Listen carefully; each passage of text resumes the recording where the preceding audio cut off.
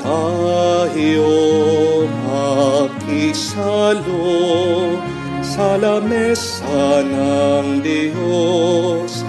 Grasya niya'y handa na, magalak at magsaya. Ito na ang araw, gawa ng Panginoon. Mawit ng masaya, purihin ang Diyos. Magtipon tayo, makisalo sa lamesa ng Diyos. Grasya niya'y handa na, magalak at magsaya. Lamesa ng Diyos, magalak at masaya.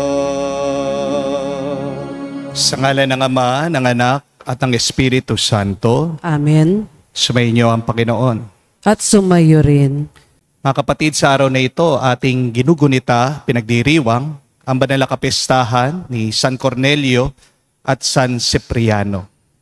Sila'y magkaibigan at hanggang sa kamatayan, sila'y magkaibigan na pinaglaban ng pagkakaisa ng inang simbahan. Napakaganda ng isang definition o larawan ng kabanalan. To be holy is to be friends with Jesus, our Lord. Kung talagang kaibigan natin ang Diyos, dapat maging kaibigan din natin ang lahat ng mga sumasamba, sumasampalataya sa Diyos. Dahil ito ang tawag ng Panginoon sa bawat isa sa atin, ang magmahalan kung paano tayo minahal ng Diyos. Sa mga napakaraming beses na kung saan pinili nating mag-isa, pinili nating magtago ng galit at hinanakit, sa mga pagkakataon na kung saan di natin pinatawad kahit na ang ating mga pamilya o kinalimutan natin ang ating pagkakaibigan sa iba. Pagsisihan natin ito, mga kapatid, iyuko natin ang ating mga ulo at para tayo makitang karapat-dapat makatanggap sa mga banal na misteryo. Ating sabihin, inaamin ko sa makapangyarihang Diyos at sa inyo mga kapatid, na dubha akong nagkasala sa isip, sa salita, sa gawa, at sa aking pagkukulang. Kaya isinasamo ko sa mahal na Birheng Maria, sa lahat ng mga anghel at mga banal, at sa inyo mga kapatid, na ako'y ipanalangin sa Panginoong ating Diyos. Kaawaan tayo na makapangyarihang Diyos, patawarin tayo sa ating mga kasalanan, at patnubayan tayo sa buhay na walang hanggan. Amen. Panginoon, kaawaan mo kami. Panginoon, kaawaan mo kami. Kristo, kaawaan mo kami. Kristo, kaawaan mo kami. Panginoon, kaawaan mo kami. Panginoon, kaawaan mo kami. Manalangin tayo. Ama naming makapangyarihan, binigay mo sa iyong sambayanan sina San Cornelio at San Cipriano bilang mahuhusay na tagapangasiwa, bilang katugunan sa kanilang pagdalangin. Kami ay gawin mong matibay sa pananampalataya at katatagan, at masigasig na gumawa para sa pagkakaisa ng sambayanan. Sa pamamagitan ni Jesucristo kasama ng Espiritu Santo, magpa sa walang hanggan. Amen.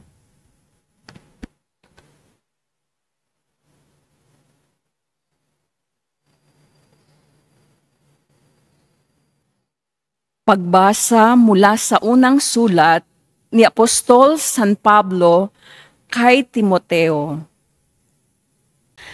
Pinakamamahal, totoo ang kasabihang ito.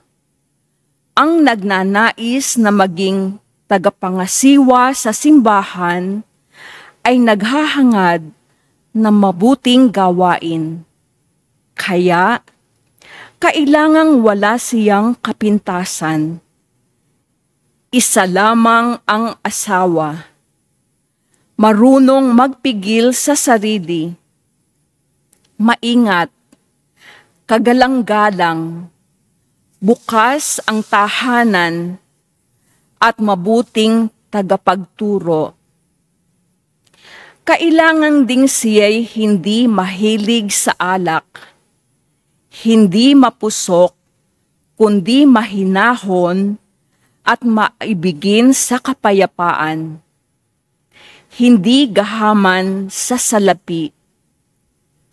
Kailangang siya'y mahusay mamahala sa kanyang sambahayan. Iginagalang at sinusunod ng kanyang mga anak. Paano makakapangasiwa ng maayos sa simbahan ng Diyos ang isang tao kung ang sambahayan lang niya'y hindi kayang pamahalaan? Kailangang siya'y matagal nang nananampalataya. Kung hindi, baka siya'y maging palalo at tuloy mahatulan gaya ng dyablo. Kailangan ding siya'y ginagalang ng mga taong hindi kaanib sa simbahan at nang di siya mapulaan at hindi mahulog sa bitag ng dyablo. Kailangan namang ang mga magiging tagapaglingkod sa simbahan ay marangal, tapat mangusap, hindi sugapas sa alak at hindi sakim.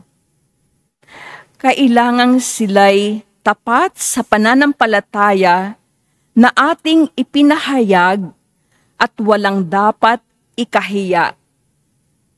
Kailangang subukin muna sila at makitang marapat bago gawing tagapaglingkod. Kailangang ang kanilang mga asawa ay matitino at hindi mapanirang puri, kundi mabait at tapat sa lahat ng bagay. Kailangang ding isa lang ang asawa ng isang tagapaglingkod sa simbahan. Maayos siyang mamamahala sa sariling sambahayan at mabuting magpasunod sa kanyang mga anak. Ang tagapaglingkod na tapat sa tungkulin ay igagalang ng lahat at buong tapang nilang maipapahayag ang pananampalatayang napasa atin dahil sa ating pakikipagkaisa kay Kristo Jesus. Ang salita ng Diyos. Salamat sa Diyos. Malinis na pamumuhay ang aking pagsisikapan. Malinis na pamumuhay ang aking pagsisikapan. Ang aking awitin ay ang pagtatapat at ang katarungan. Ako'y umaawit patungkol sa iyo, o poon kong mahal. Ang aking susunding tumpak na ugali, walang kapintasan. Kailan ka kaya darating, sa akit ako'y lalapitan? Malinis na pamumuhay ang aking pagsisikapan. Malinis ang budhing mamumuhay ako sa aking tahanan. Sa buhay kong ito, ang gawang masamay, di ko tutulutan. Malinis na pamumuhay ang aking pagsisikapan. Siyang naninira ng kanyang kapway, aking wawasakin. Di ko papayagan ang mapagmalaking hambog kung tumingin. Malinis na pamumuhay ang aking pagsisikapan. Ang lahat ng taong nagtatapat sa Diyos, ako ay kaisa. Ang aking palasyo ay papayagan ko na doon matira. Kung tunay na tapat, ay tutulutan ko na maglingkod sila. Malinis na pamumuhay ang aking pagsisikapan.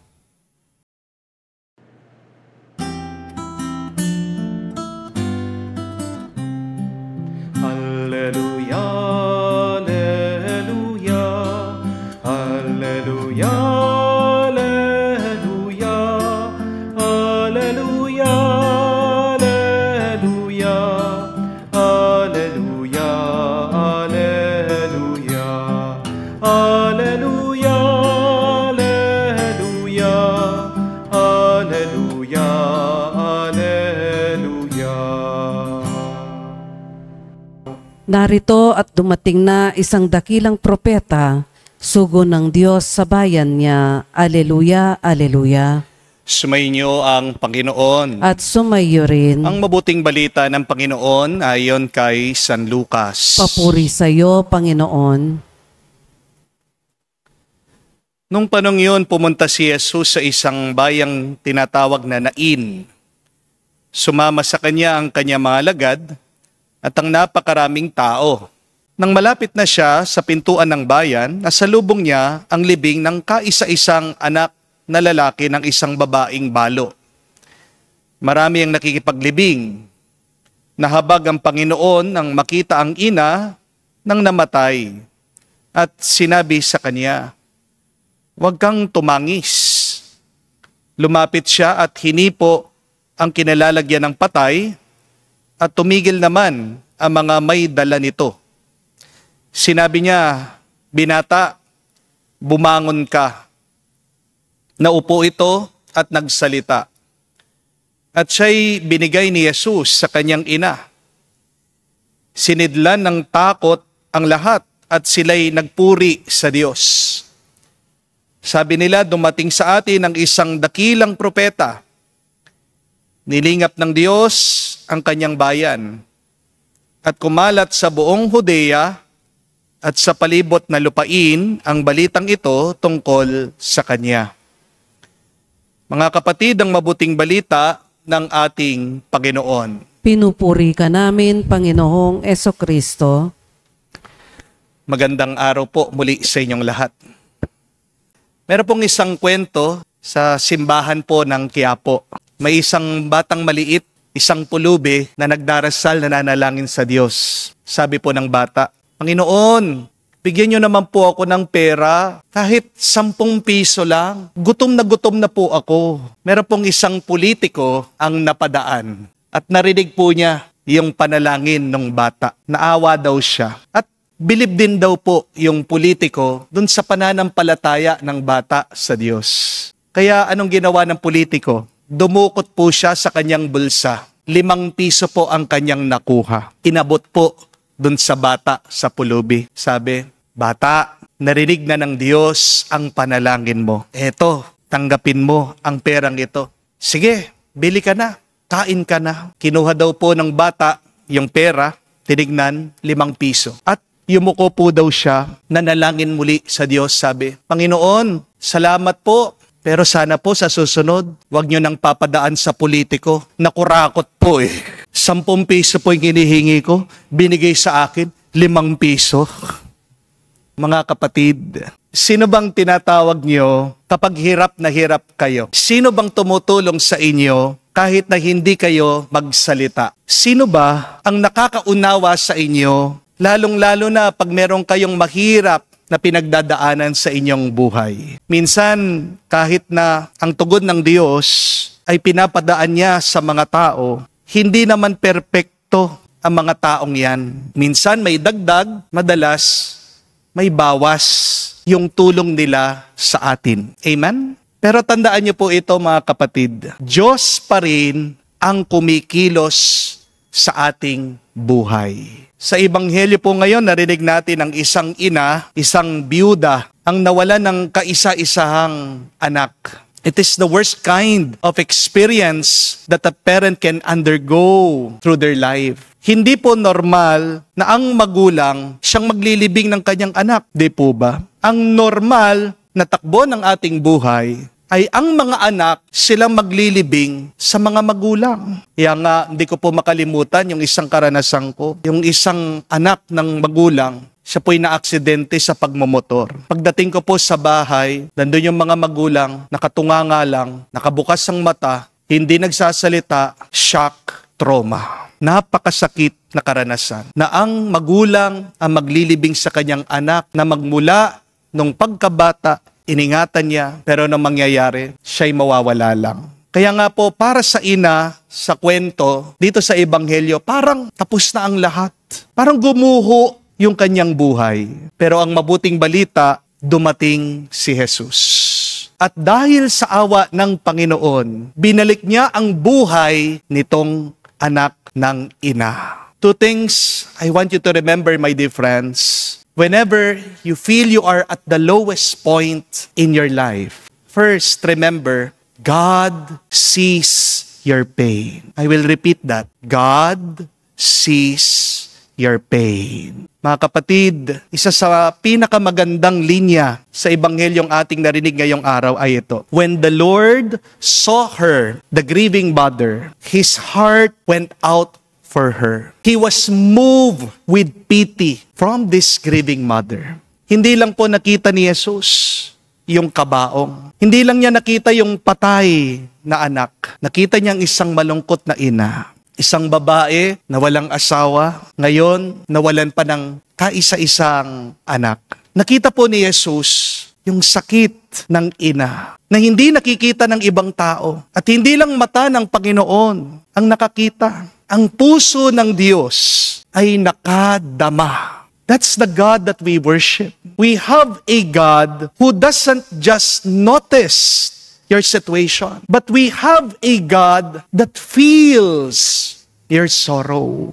Minsan kasi naiisip natin at sinasabi natin sa dasal, hindi po ba? Lord, nakikita mo ba ang aking pinagdadaanan? Panginoon, naiintindihan mo ba ako? Ang dami kong problema. Pero bakit tahimik ka pa rin? Pero ito pong kwento sa Ebanghelyo, ang eksena sa Nain, ang sagot para sa atin. Sinasabi ng Diyos sa'yo, kapatid, yes, my child, I see you, I feel you, I am moved by your tears. Naalala niyo po siguro minsan, kapag umiiyak kayo, tapos bigla merong magte-text o merong lalapit sa'yo na kaibigan mo, tatanungin ka, kumusta ka na? Parang hindi ka okay. Di ba yung pagtanong lang nila sa'yo, nakakapagbigay na ng ginhawa sa puso mo. Ako din naman po ay natatouch minsan sa napakarami sa inyo na nagme-message sa akin na sabi, Father, parang mukha kang pagod.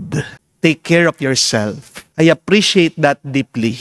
Dahil naniniwala po ako that God works through people. Amen? Yes, evil works through people also. But it is our hope that God uses people to bless you. Kasi kapatid, hindi invisible ang Diyos sa iyong pinagdadaanan. Hindi ka nag-iisa. Ganyan si Jesus. Pero higit pa, meron tayong isang Diyos na nakikita. Hindi lang ang luha ng ating mga mata, pero ang ating Panginoong Jesucristo, alam niya, nakikita niya ang bawat sugat ng ating mga puso.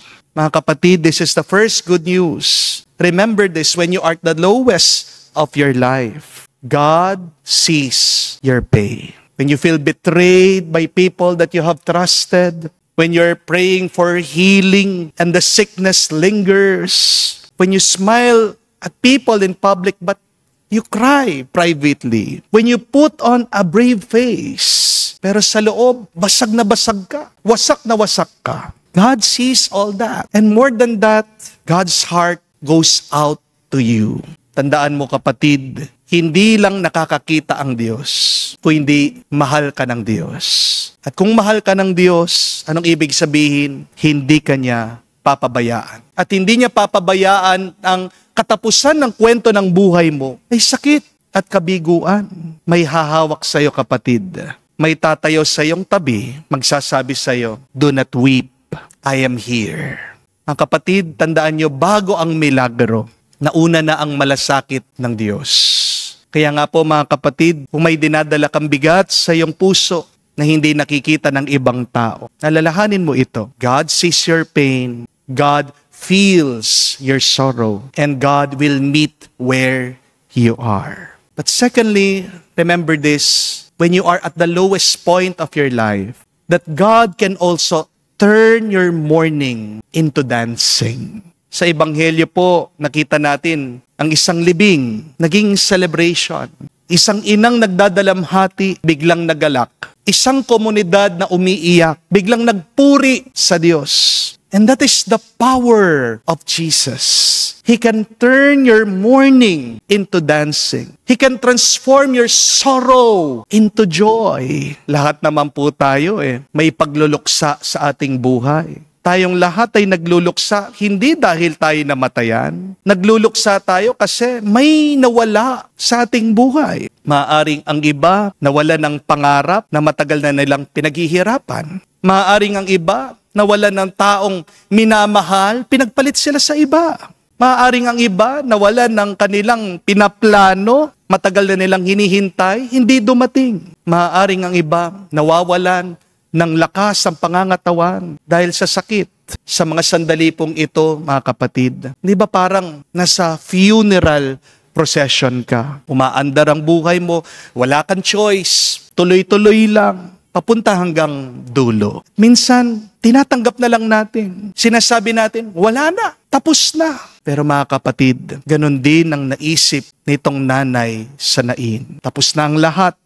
Pero nung nangyari, dumating ang Panginoong Hesukristo. Even if you think that it is the end, that it is hopeless, it is there that God will show Himself. It is there that Jesus will become near to you. And here is the good news. Where people see an ending, Jesus brings a new beginning. Where people hear silence, Jesus speaks life. Where people accept death, the Lord gives resurrection. Kaya mga kapatid, wag po kayong matakot.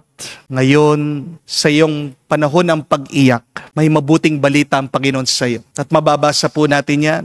Read Psalm 30 verse 11. It says, God, you turned my mourning into dancing. You removed my sackcloth and clothed me with joy. Mga kapatid, God is not done with you yet. Ganda po, no? Hindi pa tapos ang Diyos. Papatuloy siya, may ginagawa siya sa kwento ng iyong buhay. Kaya kung kayang baguhin ng Panginoon, itong libing naging fiesta, kaya din niyang baguhin ano man ang pangit na sitwasyon ngayon ng iyong buhay. Nung nakaraan lang pong linggo, dito po sa parokya, merong lumapit sa akin. Di ko na rin po siya makilala, nagpapapicture. At pagkatapos sabi niya, Father, hindi niyo na po maalala, last year, nandun po ako sa dati niyong parokya. Nagpa-bless po ako sa inyo. Gusto ko lang po magpasalamat at gusto ko sabihin sa inyo na dahil po sa panalangin niyo, araw-araw, na panunood ko po sa inyong banal na misa, I am very encouraged, I am very inspired. Maraming salamat po sa inyo. Maraming salamat po sa Diyos. Cancer-free na po ako. Ano pong cancer, sabi ko? Cancer po daw sa matris. Napakadelikado po, no? Pero wala na daw po. Clear na po siya. Cancer-free. And I was praying for her. And I praised the Lord. I said, Lord, thank you. You're so good. Sobra-sobra. Di po ba kapag naririnig natin yung salitang cancer, parang gumuguho yung ating buhay. Pag sinabi sa iyo, meron kang cancer, parang katapusan na ng buhay mo. Ang tanong, bakit kaya ang Diyos binigyan pa tayo ng cancer?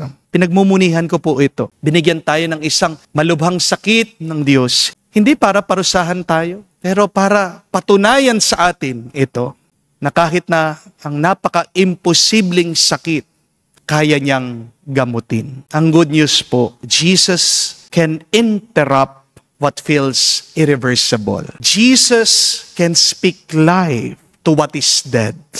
Remember that. Hold on to that. Let it be your hope in your life. Mga kapatid, huwag tayong mawawala ng pag-asa. Huwag ka matatakot sa bawat libing ng iyong pangarap, sa bawat libing ng iyong kaligayahan, sa bawat tila ba katapusan ng iyong kinabukasan. Ang mabuting balita, biglang darating ang ating Panginoong Hesukristo at sasabihin sa iyo, mararamdaman mo, huwag kang iiyak.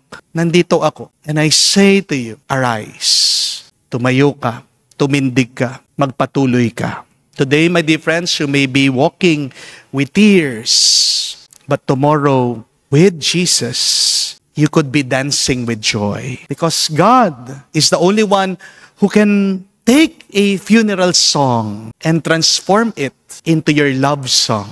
Kaya wag mong kalimutan, kapatid, ang dalawang napakagandang mabuting balitang ito. Kapag ikaw ay nasa pinakamababang punto ng iyong buhay, kapag nabibigatan ka na, pag sobrang sakit na ng iyong nararamdaman, first, remember, God sees your pain. But secondly, God can turn your mourning into your dancing. Pasalamat po tayo palagi sa Diyos dahil sa kanyang pagmamahal. Dahil ito ang nagpapalakas sa atin, hindi lang ngayon, kung hindi hanggang sa magpa sa walang hanggan. Amen. Tumayo po tayo. Alay po natin sa Diyos ang ating mga dasal at panalangin. Naniniwala tayo na nakikita niya lahat ng ating mga sakit at paghihirap at darating siya para tulungan tayo. Gagamitin niya maraming tao para mapalitan ang ating lungkot at gawin niyang kalwalhatian, gawin niyang tuwa at saya. Ating dasal at panalangin, Panginoon, dinggin mo kami. Panginoon, dinggin mo kami sa pamamagitan ng paggabay at tulong ng mga apostol ng simbahan, naway maipakita ang pag-ibig at kalinga ng Diyos sa sambayanan. Manalangin tayo sa Panginoon. Panginoon, dinggin mo kami. Ang gobyerno naway maging daan ng mahabaging pag-ibig ng Diyos sa katangi-tanging pagkalinga at pagtulong na kanilang ibinabahagi sa mga dukha at mga may sakit. Manalangin tayo sa Panginoon. Panginoon, dinggin mo kami. Yaong mga nagdusa sa pagkawala ng kanilang mahal sa buhay, naway muling sumampalataya sa buhay sa tulong ng Diyos. Manalangin tayo sa Panginoon. Panginoon, dinggin mo kami. Sa katahimikan po ng ating puso, sabihin natin sa Diyos ang ating mga personal na pangangailangan. Ama naming Diyos, gabayan mo kami upang aming mahipo ang mga may pusong wasak at matulungan silang madama ang iyong anak na dumating sa amin. Hinihiling namin ito sa pamagitan ni Kristo, aming Panginoon. Amen.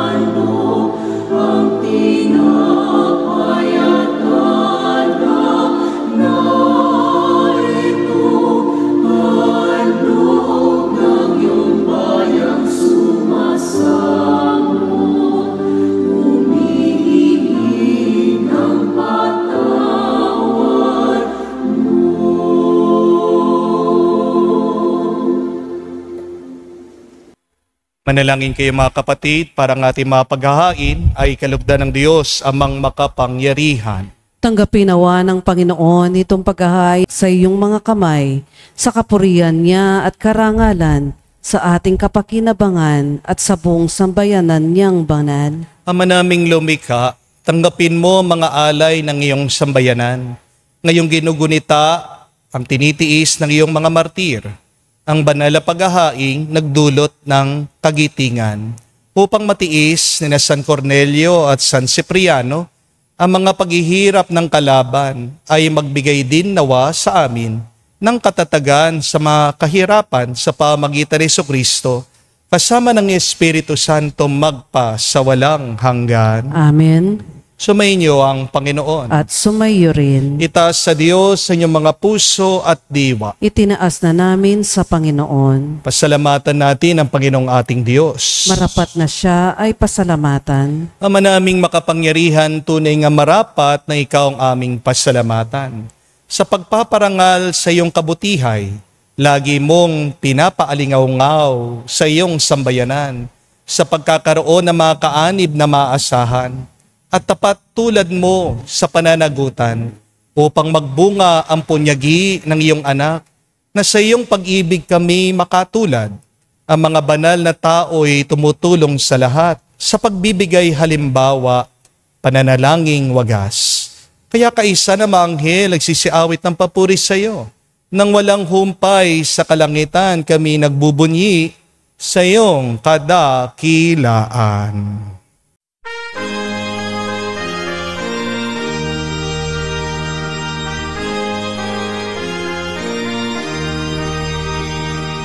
Santo, Santo, Santo, Panginoong Diyos ng mga hukbo. Napupuno ang langit at lupa ng kadakilaan mo. Hosana sa kaitasan, pinagpalang na paninito sa ngalan ng Panginoon. Hosana sa kaitasan, Hosana sa kaitasan.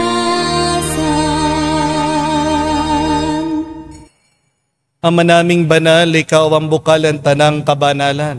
Kaya't sa pamagitan ng iyong Espiritu, gawin mong banal ang mga kaloob na ito, upang para sa amin maging katawan at dugo ng aming Panginoong Heso Kristo. Bago niya pinagtiis ang kusang loob na maging handog, hinawakan niyang tinapay, pinasalamatan kanya. Pinaghati-hati niya iyon, inabot sa kanyang malagad at sinabi, "Tanggapin ninyong lahat ito at kanin. Ito ang aking katawan na ihahandog para sa inyo."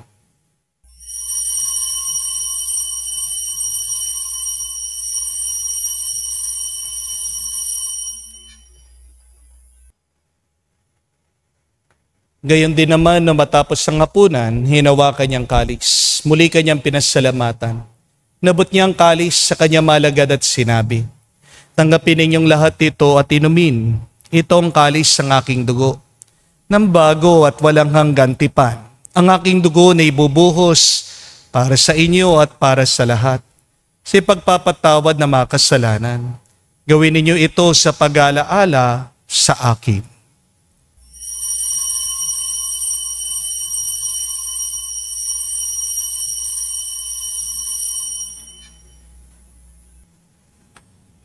Ipagbunyiin natin ang misteryo ng pananampalataya.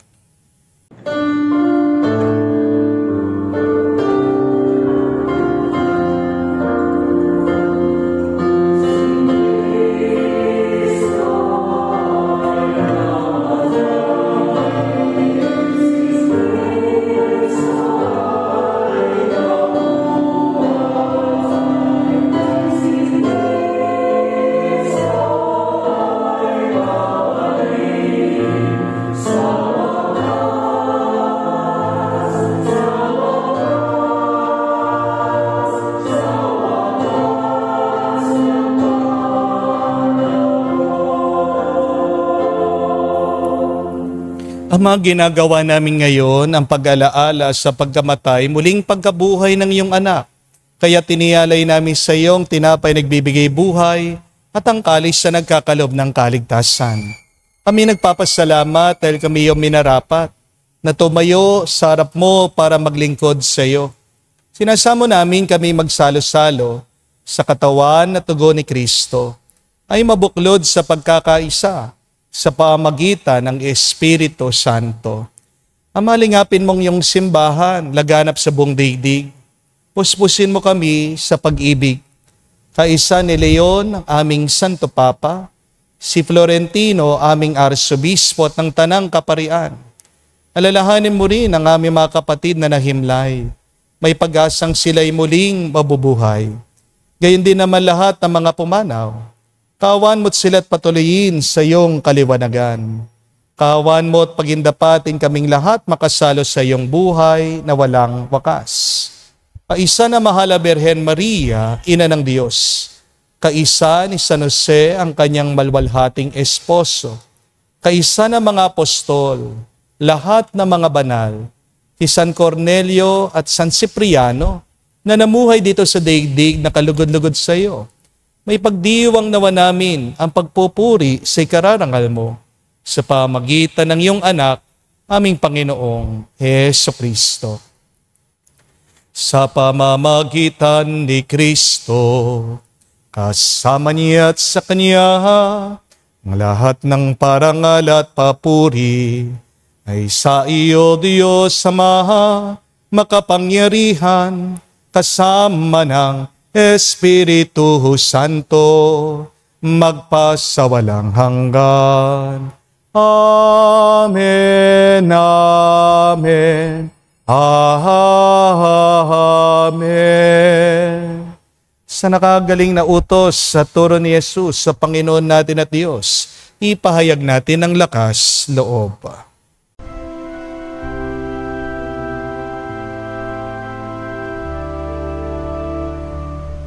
Ama namin, sumasalangit ka, sambahin ang ngalan mo, mapasa amin ang kaharian mo, sundin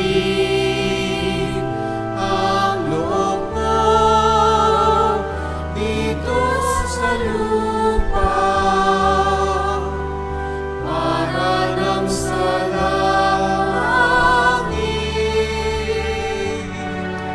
Bigyan mo kami ngayon ng aming kakanin sa araw-araw, at patawarin mo kami sa aming mga sala, para ng pagpapatawad namin sa nagkakasala sa amin. At huwag mo kami ipahintulot sa tukso, at iadya mo kami sa lahat ng masama. Hiniling namin kami, Diyos, sa lahat ng masama, pagkalooban ng kapayapaan araw-araw, iligtas sa kasalanan, ilayo sa lahat ng kapahamakan, samantalang aming pinanabikan ang dakilang araw ng pagpapahayag ng tagapagligtas naming si Hesukristo. Sapagkat iyo ang kaharian at ang kapangyarihan at ang kapurihan magpakailanman. Amen. Panginoong Hesukristo, sinabi mo si mga apostol, kapayapaan ang iniwan ko sa inyo. Ang aking kapayapaan binibigay ko sa inyo.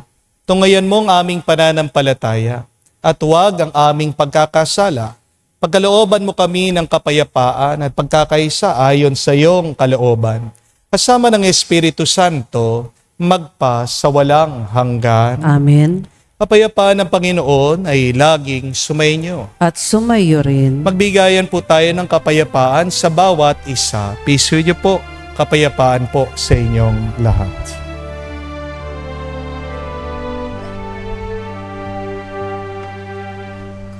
Kordero ng Diyos na nag-aalis ng mga kasalanan ng sanlibutan, maawa ka sa amin, maawa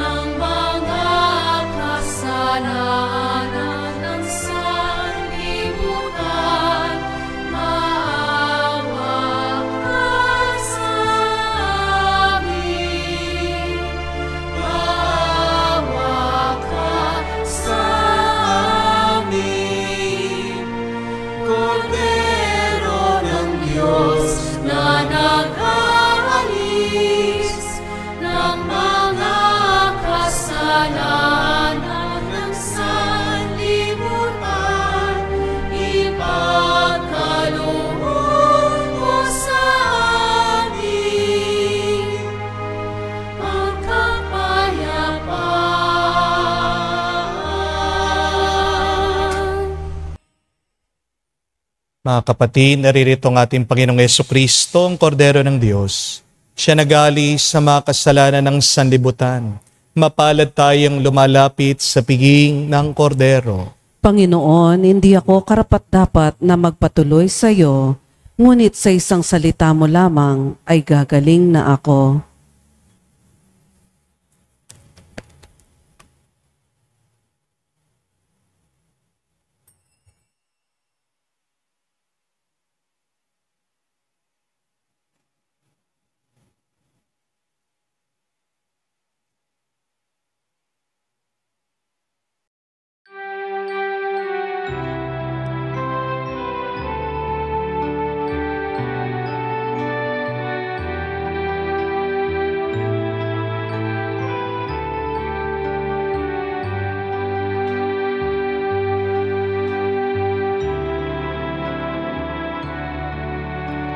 Alam mong pagkatao ko, wala akong matatago. Alam mong aking isipan, alam mo ang lahat ng ginagawa ko, O Diyos. Gabayan mo ko, Diyos, sa buhay na ito. Ilapit mo ako sa pagmamahal mo. Dalhin mo ko, Panginoon, sa kalangitan. Buhay kasama mo. Manalangin tayo. Ama naming mapagmahal, ngayon amin nang napagsaluhan ang haing nagbibigay buhay. Hinihiling namin kami pinaghaharian ng iyong Espiritu ng kagitingan, ay maging mga saksi sa katotohanan ng mabuting balita ayon sa halimbawang pinakita ni San Cornelio at San Cipriano sa pamagitan ni Jesucristo kasama ng Espiritu Santo magpasawalang hanggan. Amen. My dear friends, do not forget these two good news and reminder when you are at the lowest of your life. The first, God sees your pain. And second, that God can turn your mourning into dancing. Maaaring ang iba sa inyo nagtataka, Father, ang tagal ko nang umiiyak. Father, napakatagal na papatuloy ng aking problema. Pero bakit walang sagot ang Diyos? Ang tanong, nagpakumbaba ka na ba? Ang tanong, ikaw ba talaga ay kaibigan ng Diyos? Kasi kailangan natin maunawaan din, meron tayong mga paghihirap na galing sa ating mga kasalanan. So, if you have these difficulties in your life, do not be proud, but humble yourself. Ask for forgiveness from the Lord. Mingi ka ng tawad. Pero pangalawa, sana laliman mo pa ang iyong pananalig, ang iyong pagmamahal at pakikipagkaibigan sa Diyos. Di ba? Kapag nakikita mo yung kaibigan mo nahihirapan, kahit na hindi magsalita yan, agad-agad, lalapit ka sa Kanya, tutulungan mo siya. Paano ka tutulungan ng Diyos kung malayo naman ang iyong loob sa Kanya? Paano ka tutulungan ng Diyos kung napakataas ng loob mo? Kung nagpapatuloy ka pa rin sa iyong pagkakasala?